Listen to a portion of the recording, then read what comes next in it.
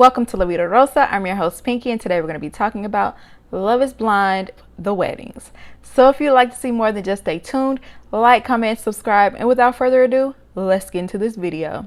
Okay, y'all, I'm going to start with Kwame and Chelsea because it's not much to say. Like, he actually ended up saying yes. Like, I almost think Kwame is a troll. I almost think he's a troll because the way he set it up like he was gonna say no. He kept talking about how they're incompatible in this way and that way, how much she getting on his nerves. Like, he would qualify it, but I love her, I haven't been happier. But he just would say all of the negative things that he doesn't like about this relationship and how it possibly could not work. And you know, his mom didn't show up and she probably wouldn't approve. I still think he's gonna break her heart, and I still think he's a clout chaser. I think he said yes because he knows that the couples that stay together tend to get the more supportive fans. Usually when the man says no, they get all the hate. Okay, you get the Bartiche treatment. Yeah, people know who you are, but you get all the hate comments, right? I don't think he anticipated that a lot of people were not going to like the fact that, you know, he has a lot of self-hate, and so people are going to constantly throw that in his face as well. I did see online that some people thought that his sister was a paid actress. Child, he did pop up on Married at First Sight trying to audition to be on that show. So, you know, maybe I don't know, y'all. I could believe it. I could believe all of it. I really could. Although I really don't think that Kwame is being sincere, in the very least. I still think Chelsea is controlling. She was doing too much. She was like talking to him almost as if he was a child. You're my husband, so that means I'm your wife. Like, you know, I'm like, she's trying to force him to say certain things, forcing kisses, having this crazy laugh.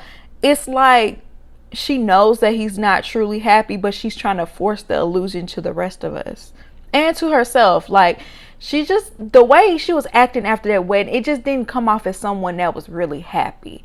It came off as someone who was masking the real of what was going on and trying to come off as, like, you know, elated, and it just wasn't curling over. It just made you kind of look crazy and a little controlling. I feel like she could have gotten married to anyone. You could insert any black man there and she would have done the same as what she did with Kwame. She just wanted to get married, and the desperation is just so transparent.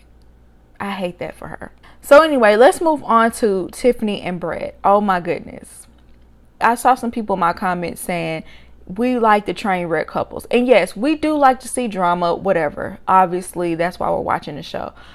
When I say that we want to see more couples that actually make sense and are a good match, this is what I'm talking about. Like, they had me in my feelings from top to bottom. Like, I was invested. I wanted to see every aspect of Tiffany and Brett's story because of the build-up of them meeting each other in the pods, and you know, when they met each other's families, it went well. It's just like a beautiful love story. You almost couldn't write a better story. And on top of that, they're black. I mean, we love a good non-toxic black couple, okay?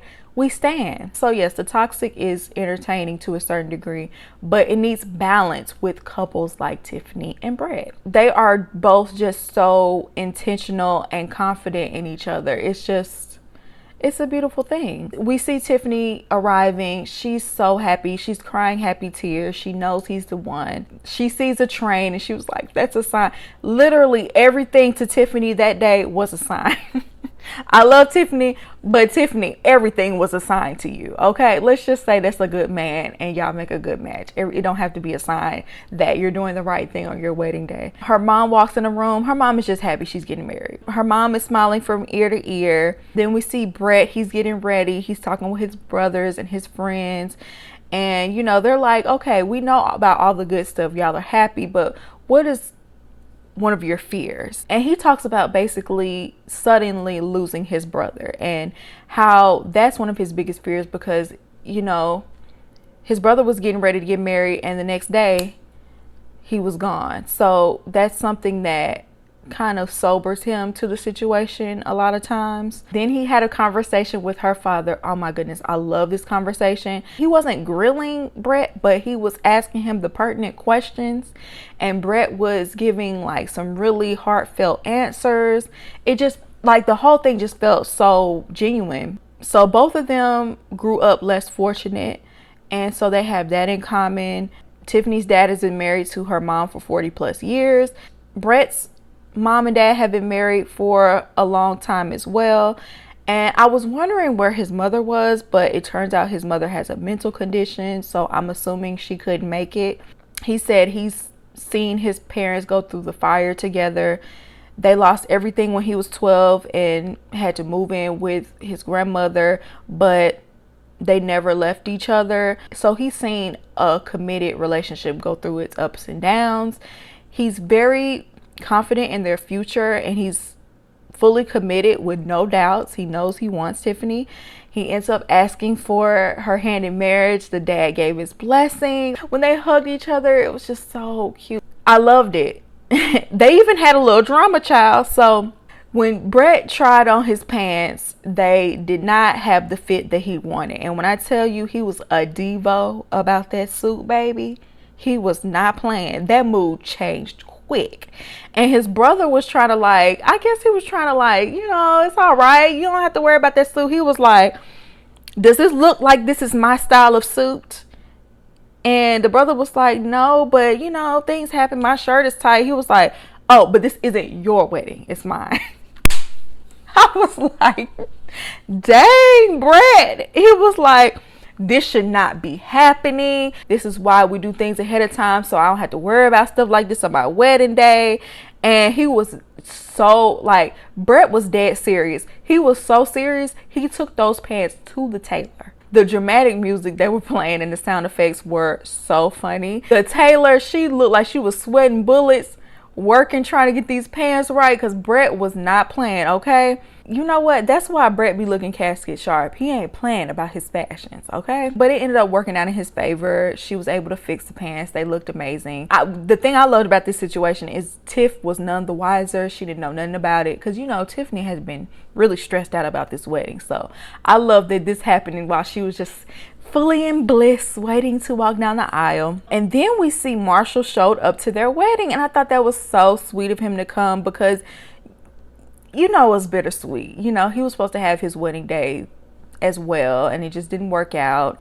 Brett understood that, and, you know, he said, you are an important part to our story, and we just wanted you here. And I just love their friendship. They seem to have like a really sincere friendship, and both of them seem like great guys, so I like that. It's wedding time. It was funny because the whole time the dad was offering Brett a crying towel, and he was like, nah, Dad, I'm not gonna need that, I'm not gonna need that. And as soon as Tiffany walked down the aisle, he's crying.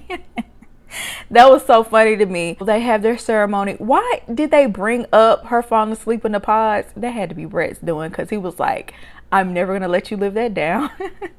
But it was cute. And then at some point it started to rain, and once again that was a sign for Tiffany. Child, everything gonna be a sign for Tiffany. They said their vows to each other. It was beautiful. Obviously they both said yes, and you know, when they kissed each other, her veil fell off and she was like, girl, she didn't care. They kissed each other some more. I was just like, this was really so romantic. Y'all, they look so happy walking down that aisle together as man and wife. And, you know, when they're having their little meeting afterwards, she's like, look, we need to sneak off to the bridal suite real quick. And I'm just like, Tiffany.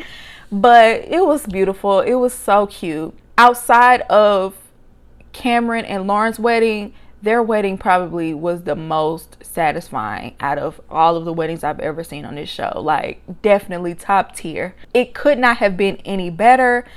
And even if this was the only wedding they showed for this episode, I would have been satisfied. So let's move on to Zach and Bliss. You know he got to bring up that I Hope You Dance song. I know it feels coincidental. I know it feels like fate. Bliss's mother dedicated that song to her. She was going to have that in her wedding list, and he wanted to have this song too. But that is a wildly popular song. Like, I know the words to that song against my will. I've never actually went and looked up that song, but I'm telling you, they used to play it on this commercial all the time. So I literally know the words without even trying. Like, that is a popular song. Like, it doesn't, and a popular wedding song, I have to imagine. Like, stop it. Somebody asked him, you know, why you didn't choose her in the first place, pretty much. And he brought up being rejected by family in the past because of his upbringing. And he claims that she was dismissive of that, and he didn't want to be in a marriage where the parents hate him. And, you know, Romeo and Juliet happened for a reason. He really recycles the same things over and over and over. He's going to drill all of this in our head. Then they ask him, well, how do you get along with the parents? He said her mother is a saint, and that he said he liked the dad. Maybe he just being nice. Maybe the dad treated him much better than the fathers in the past. Because I'm like, after how he acted, you like the dad? Child, if you like it, I love it. Then he sits down with his grandmother and his sister. And I ain't gonna lie, it pulled on my little heartstrings a little bit. Because he was talking about how he wished his mother was there. Just them bringing up his mother, you could see that emotion. You could see him welling up, and he really felt some type of way about that. And I feel like that's the first time I've ever seen him get emotional. You know, he's kind of a little bit stoic. Like, he talks about how much he loves Bliss and how much he cares about her, but his face is very emotionless. But you could see he was about to break down over his mom. And I ain't gonna lie, I was like, oh, I almost felt emotional myself. Like, oh, poor thing. I do feel bad that his mother can't be there to see that. And then we see Bliss. She looks amazing in her wedding dress. I love her wedding dress. Some of y'all said y'all didn't like it. I loved it. I think it really looked amazing on her and her shape too. Then we see her about to walk down the aisle. She has her mom on one side, her dad on the other. And I feel like it says a lot that she wanted her mom as well, even though her dad is right there to do it. I feel like she knew she would need her mom to balance him out. And if that's the case, she was right, because her dad started acting up right before she walked down the aisle. And I really did not think that was cool. I didn't like the fact that he was like, you know, I really hope he can keep up with you. I'm not sure if he can. And the mom at some point was like, I'm not going to cry. I'm not going to cry. And I did notice the mom was holding it together, because the mom had been crying the whole experiment basically, and she wasn't really shedding many tears, and she was like, I'm gonna hold it together. And the dad was like, oh, I'm about to cry, kind of mocking the mom a little bit. I was like, what?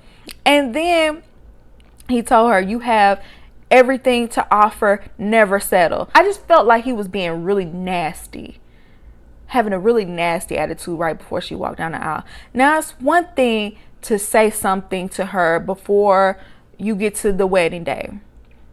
It's one thing, but we're here. She's about to walk down the aisle. All you need to do is be supportive. And like the mom said, I'm with you and I love you. That's all you need to say to your child as they walk down the aisle. They about to do it now. Why are you here? Why would you show up?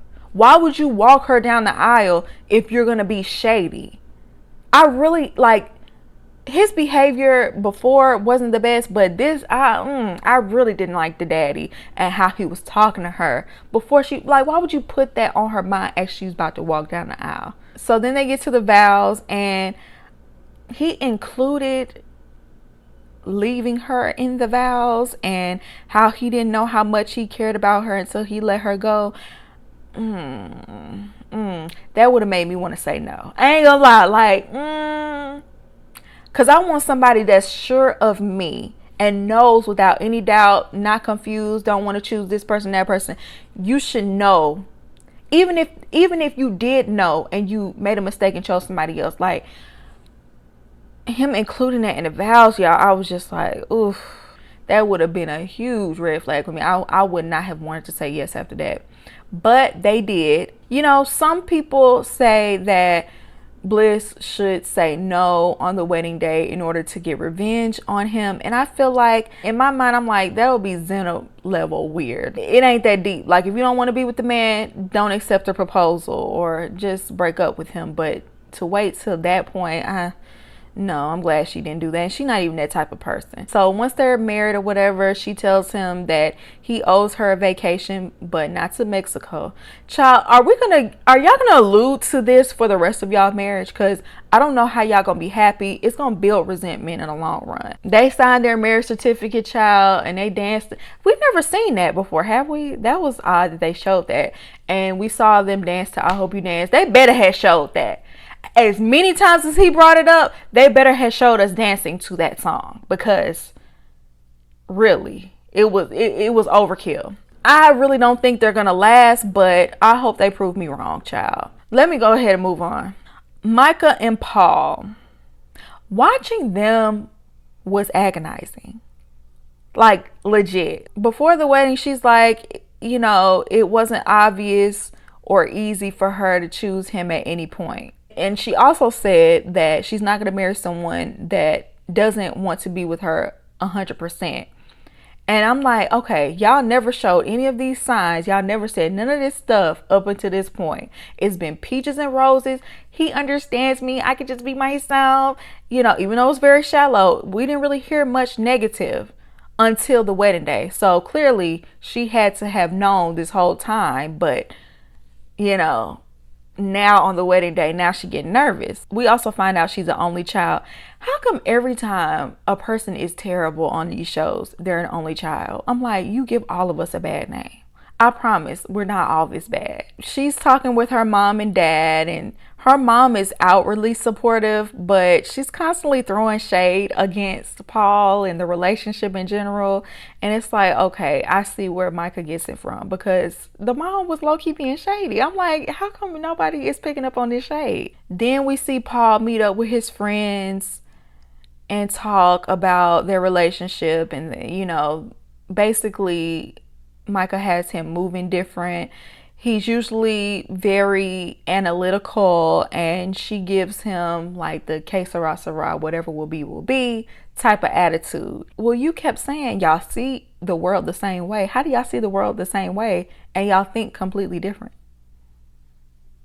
So because Micah has him acting differently, the brother asked him, do you think you could sustain the relationship in the long run? The brother low-key wasn't here for the relationship. I don't think he liked Micah like that. Also, the brother was the only one making sense, because his friend was over there talking nonsense, talking about, well, it's just as risky to say no to her because, you just never know. It's like, if he says no, he's not ready to be married to her. So how is it just as risky? Yeah, you might lose her, but if you really love her that much, you wouldn't even think about saying no, because you would marry her. Like, get out of here. So they having their ceremony. She ends up mentioning in her vows that her parents were divorced. So is that her stepdad? Like, is that not her biological mom and dad that were always together every time we see them? They're divorced? That confused me. Y'all let me know that down below. When it got down to the portion of whether or not they were going to go through with the wedding, the officiant asked Micah first, but she said she wanted to give him the opportunity to go first. And I feel like she knew he was going to say no, so she was kind of trying to save face a little bit. He ended up saying, I love you, but basically they're not ready to be married. She told him that she felt he was going to say that. I really do believe that. I feel like she felt in her heart that he was going to say no. I haven't seen her say anything negative about their relationship until that day. He goes on to try to explain himself, and she just ran off crying. This was Micah's moment, y'all. Y'all know Micah want to be the main character so bad. This was her moment to have a whole soap opera moment, and she took full advantage. I believe most of her emotions, I just feel like she really exaggerated them. She ran off like the biggest damsel in distress you've ever seen, crying and just, oh my goodness, it was so dramatic, which this is a dramatic moment, right? Meanwhile, her trifling friends are over here giggling and laughing at the whole situation, talking about how she was relieved that it happened, even though your friend is going through all this distress. But she ran to the back, and he comes chasing after her. as much as he could. He's a very nonchalant person, so it was coming off as apathy. But he was trying to console her, and he was hugging her or whatever. She at first she was like, no, get away, I don't want to talk. They have a little conversation or whatever, but she ends up shooing him away. The friends come in there. Mind you, I didn't even notice this when I first watched it. Somebody posted on TikTok that he tapped one of her friends on the butt, and she was just grinning and smiling. I'm like, what is going on here? Now, I was already kind of giving him the side eye with this Irina situation, so I don't know what that was, but it was definitely sketchy. And, you know, she, of course, has to play it up. Micah just wanted to be the victim. I really think she low-key was happy this happened so she could play the victim and kind of redeem herself. The mother had her say, she said he's an idiot and no one forced him to do this. He didn't have to let it get this far. And yeah, basically Zach felt like his feelings were not reciprocated with Micah. And, you know, basically he said he felt like she wasn't going to be a good mother. I was like, that's deep. He said that, you know, she doesn't really have a nurturing aspect to her. And I was like, ooh, that says a lot about her as a person. I was like, dang, he really went there. We all knew that their relationship was not going to work out. I knew that one or both of them were going to say no on that day anyway. It's not a shock. But y'all let me know what y'all think down below. Do you agree with me? Do you not agree with me? I would love to hear your opinion. And I hope you enjoyed this video. And I'll see you in my next one. Peace.